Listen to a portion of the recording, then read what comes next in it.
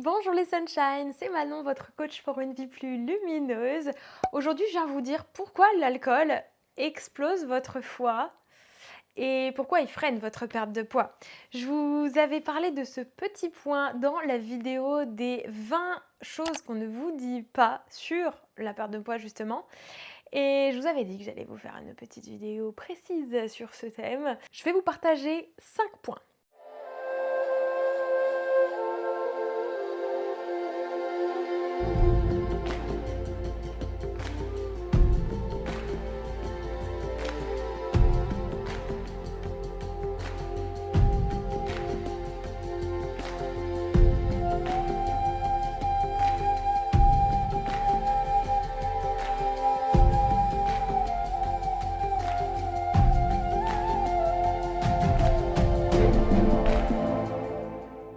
Le foie, c'est votre usine à détox. Ça, c'est le point numéro 1 à savoir.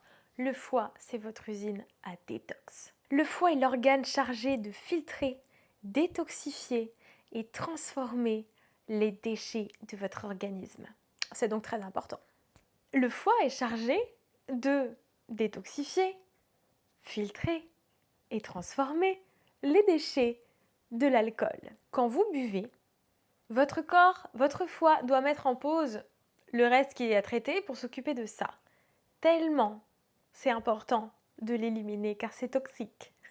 Ce que je veux vous dire par là, c'est que du coup, l'alcool, ce que doit faire votre foie suite à l'ingestion d'alcool, ça fait que la digestion est ralentie. Le métabolisme des graisses, c'est-à-dire la combustion des graisses, est ralenti. Et l'équilibre hormonal est ralenti, tout chute quoi. Apocalypse. Et on en parle de à quel point nous sommes des êtres hormonaux. Si l'équilibre hormonal chute à la présence de l'ingestion de l'alcool, c'est embêtant. Si le métabolisme des graisses chute et si la digestion ralentit, c'est embêtant. Bref, votre foie, votre usine à détox en prend un coup et même si vous enchaînez les cures de détox du foie, ça ne va pas suffire à annihiler les méfaits de l'alcool sur lui. Point numéro 2, l'alcool est vide mais lourd. Parlons rapidement calories, 1 gramme d'alcool, 7 calories, presque autant que les graisses. Mais le truc c'est que c'est des calories vides, il n'y a pas de nutriments dans l'alcool.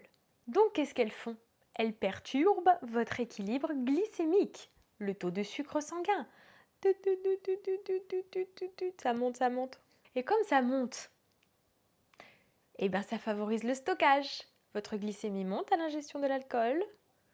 Et là, c'est stockage, stockage, stockage. Voilà, stockage des graisses, évidemment.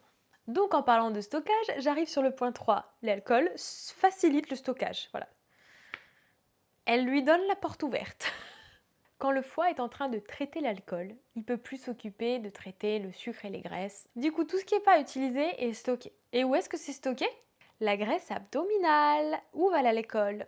Autour du ventre. Voilà, facilitation du stockage de l'alcool autour du ventre, comme une ceinture. Point numéro 4. J'adore parler de l'équilibre acido-basique, de l'inflammation. Et vous pouvez réguler votre taux de votre pH sanguin grâce à vos choix alimentaires, à vos choix de vie, à votre hygiène de vie, comme les piliers de la respiration, du mouvement, de l'hydratation, bref, du sommeil. Bon, en tout cas, il y a des aliments ou le stress qui sont hyper inflammatoires. Les aliments transformés et tout. L'alcool fait partie des aliments hyper acidifiants pour votre organisme, hyper inflammatoires. Je vous fais une vidéo très bientôt sur l'inflammation. Tout savoir sur l'inflammation, c'est des choses que je partage énormément en coaching personnalisé. En coaching personnalisé, vous apprenez énormément, au passage. En plus de prendre soin de vous alléger, de gagner en énergie, vous apprenez pour la vie des choses qui vous serviront toujours et que vous pouvez vous-même partager aux gens qui vous entourent en les inspirant. Donc revenons à nos moutons. L'alcool est pro-inflammatoire. L'alcool favorise les ballonnements. L'alcool favorise les troubles digestifs. Et on sait que le ventre, c'est notre deuxième cerveau, n'est-ce pas? L'alcool favorise la rétention d'eau. L'alcool favorise l'inflammation chronique. Donc, c'est pas du tout une morale que je vous fais là. Je vous parle avec tout mon cœur, ma bienveillance, c'est juste que je me dis, avertissons-nous les uns les autres. L'alcool explose le foie et freine la perte de poids. Et moi, je vois trop de gens qui me disent qu'ils ont des corps inflammés et qui sont pas bien et qui à côté boivent de l'alcool. Ben, c'est dommage. C'est dommage parce que du coup, par moment, il y a des outils de guérison qui sont à votre portée, à notre portée à tous. Ok, je sais que j'ai de l'inflammation, qu'est-ce que je peux faire? Peut-être manger un peu moins de chocolat, peut-être boire un peu plus d'eau, peut-être aller marcher, peut-être faire des exercices de respiration, peut-être manger un peu moins de viande, peut-être manger un peu moins de gluten, peut-être arrêter le lait. Voilà, c'est pas être rigide, c'est être conscient. Ok, il y a des choses qui vont pas, sinon je ne serais pas inflammée de partout.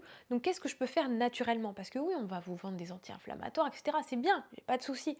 Mais dites-vous bien, je peux aussi agir de manière naturelle. Alors je vais le faire. Et si on vous dit que l'alcool va aider votre foie, qui est l'organe le plus important du corps, c'est en anglais, le foie c'est liver, L-I-V-E-R. Live, c'est vivre. Et ça, c'est Barbara O'Neill qui en parle. Live, c'est vivre. Et donc, le foie, c'est la vie. Vraiment. Et l'alcool, c'est le pire truc. Tout ça pour vous dire que le point 4, inflammation, rétention d'eau, c'est des freins à la perte de poids. Un corps qui est en surpoids est un corps qui est en inflammation. Un corps qui est en inflammation est un corps qui est acide au niveau de son pH. Un corps qui est acide ne peut pas perdre de poids ou retrouver la santé. Il s'agit de basifier des fruits, des légumes. Pas que ça, bien sûr, mais plus vous prenez, et dans la vidéo sur l'inflammation, je vais vous détailler tout, plus vous prenez des aliments basifiants, plus ça aide à réguler, parce qu'on a tendance à avoir quand même plus d'aliments acidifiants dans l'alimentation.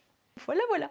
Ensuite, le point numéro 5 sur l'alcool qui abîme le foie et freine la perte de poids, c'est que l'alcool a un impact sur vos choix alimentaires, même si c'est inconscient, même si c'est non conscient. Après avoir bu, vous allez moins bien dormir. Moins qualitativement, c'est une évidence, même si vous faites un KO. Après avoir bu, dans les 24 heures qui suivent, vous avez plus de fringales. Moi, je connais des gens, après avoir bu, ils vont manger des trucs très très gras en pleine nuit ou au petit matin. Et les fringales vont continuer après le lendemain, le surlendemain, quand il y a eu beaucoup d'alcool. L'alcool aussi fait qu'ensuite, vous allez faire des choix plus gras, plus sucrés. Ce qui va demander plus de travail à qui? À votre foie d'amour, à votre foie chéri. L'alcool dérègle aussi l'hormone de la leptine. Je vous disais tout à l'heure que ça perturbait l'équilibre hormonal. Mais la leptine, c'est l'hormone qui est censée, l'hormone qui vous donne la satiété. Et du coup, comme elle est déréglée, elle marche plus la satiété. Elle va vous dire j'ai faim, alors que vous avez plus faim normalement. Bon voilà, je résume ces 5 points. Le foie va être surchargé, donc votre métabolisme va ralentir. Vous allez stocker plus, vous allez brûler moins. Vous allez avoir vos hormones perturbées, votre sommeil perturbé, votre digestion perturbée. Et même si vous allez avoir une alimentation saine, une vie saine pendant quelques jours, si après vous buvez par exemple beaucoup, vous annulez vos efforts. C'est comme ça, tellement l'effet est fort. Je ne vous parle pas juste d'un petit verre, je parle de la consommation d'alcool quand même régulière et assez conséquente. Prendre soin de votre corps, c'est aussi savoir dire non à ce qui l'abîme. Prendre soin de votre vie, c'est aussi savoir dire non à un environnement ou à des relations ou à des choses qui vous abîment. Prendre soin de votre corps, c'est savoir dire non à « viens, on va prendre un café et ils servent des super desserts, des super pâtisseries, c'est génial. » Oui, ok, si vous en avez envie, mais si vous n'en avez pas envie, vous devez être capable de dire non. Si vous avez hyper faim et que vous avez des choix alimentaires, quand on a hyper faim, vous allez être dirigé vers le gras, le sucré, le plaisir rapide. Vous devez apprendre à maîtriser cet aspect émotionnel-là, faire des repas préparés, vous nourrir de manière saine, des repas préparés, c'est-à-dire avoir des petits trucs sous le coude, vous coupez des légumes à la maison, vous allez vous préparer un smoothie. Moi, quand je pars plusieurs heures, je me prépare un jus à l'avance pour éviter les cravings. Moi, je fais 20 ans de troubles du comportement alimentaire, alors je sais ce que c'est que d'avoir trop faim d'un coup ou de se priver, et du coup après d'avoir une compulsion, enfin bref. Donc, tout ça, c'est pas le sujet de la vidéo, mais j'en reviens toujours à la globalité de l'être, vous voyez. Boire moins d'alcool ou ne pas boire du tout, c'est choisir une meilleure vie, une meilleure santé, un foie qui va mieux, un corps qui va mieux, un corps qui élimine mieux, un métabolisme qui va mieux, une meilleure digestion, un meilleur sommeil, plus de clarté d'esprit, plus de légèreté. Enfin, pourquoi boire de l'alcool? Moi, j'en viens là, quoi. Alors, perso, je bois pas, j'ai jamais aimé ça. Donc vous allez me dire, ah c'est facile pour toi, mais on est tous libres, on peut tous faire des choix. Et ceux qui sont là à me dire, oui, moi je fais des repas d'affaires, ben bois de l'eau pétillante en fait. On va pas moins t'aimer parce que t'as un repas d'affaires et que tu bois pas d'alcool. C'est faux, c'est faux. C'est une croyance limitante sur laquelle il faut travailler. Parce qu'on est fait de nos croyances. Moi j'ai plein de croyances sur lesquelles je travaille depuis des années pour arrêter d'avoir des croyances qui me limitent. Et on a tous plein de croyances. Si vous pensez que vous allez être moins aimé par vos proches parce que vous ne buvez pas, c'est faux. Ou alors sinon c'est que c'est pas des vrais amis, désolé. Voilà. Désolée, je m'enflamme. Mais je m'enflamme avec amour, avec bienveillance, avec douceur quand même. Et voilà, je vous envoie plein d'amour. Prenez soin de vous. Si vous voulez être guidé à côté de votre lit, Le joyau dans le cœur peut être votre nouveau livre de chevet pendant les 30 prochains jours, une fois que vous l'aurez reçu, parce que c'est un chapitre par jour pendant 30 jours pour illuminer votre vie, rayonner de l'intérieur vers l'extérieur, encore plus que vous ne le faites déjà. Pour les coachings, la newsletter, l'académie, tout ça, rendez-vous en lien dans ma bio. Et je suis au quotidien sur Instagram. Namasté.